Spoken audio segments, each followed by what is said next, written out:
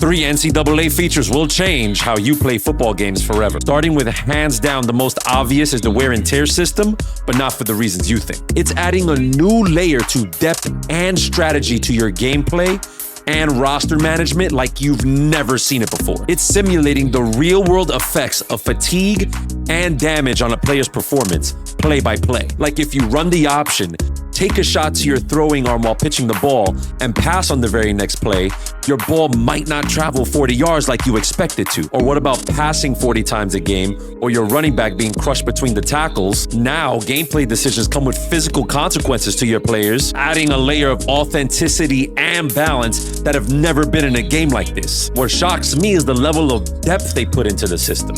You'll monitor wear and tear by the player's reticle, the depth chart, the picture-in-picture in the play call menu, and the coach's vision to view the entire team's wear and tear, and the player themselves. Your QB rotating his shoulder after a big hit. There's injured body part animations now for you and the defense to see. 2, revamp passing. Quarterback is the most iconic position in football. The main objective in the passing game was to hone the art of layering the football, from dropping the ball into layers between the linebackers and the safeties. It looks like they overhauled their passing trajectories, where throw power doesn't just mean the distance of the throw, but the arc and speed of the ball. For years, players have been able to hold a bullet pass with 0 to no consequence. But in this new system, timing and distance, and the quarterback's attributes and abilities will affect the accuracy of a bullet, potentially resulting in accuracy penalties. On the start of a pass, you'll notice 3 colors: blue, yellow, and red. The different sizes of these sections will depend on your quarterback's accuracy, abilities, throw distance, and other factors that impact accuracy, such as being pressured,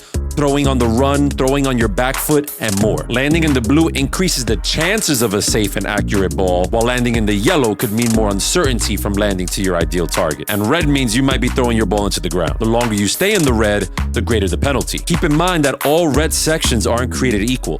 Quarterbacks with low accuracy and low power will have larger red sections. This reminds me of the QB cone vision, where Peyton Manning could view the entire field, and if Michael Vick wasn't looking at the exact receiver he was throwing to, the ball wasn't going to make it there. No different than real life. Trying to push the ball downfield with a quarterback with a weak arm might result in him blowing it out. This new and improved mechanic adds an engaging dimension to the game, distinguishing the quarterbacks in a way that we've never seen. Number 3, the switch stick. Have you ever found yourself making adjustments to defend your opponent's passing game, to stop the same pass plays from being used over and over again, to get stuck using a defender that you didn't want to? The switch stick promises to give you control like you've never had. While lurking in coverage, flicking the right stick will directionally switch you to another coverage defender depending on the direction that you flick, allowing you to play multiple levels of the field at the blink of an eye. Make sure you're followed to make sure you stay up to date with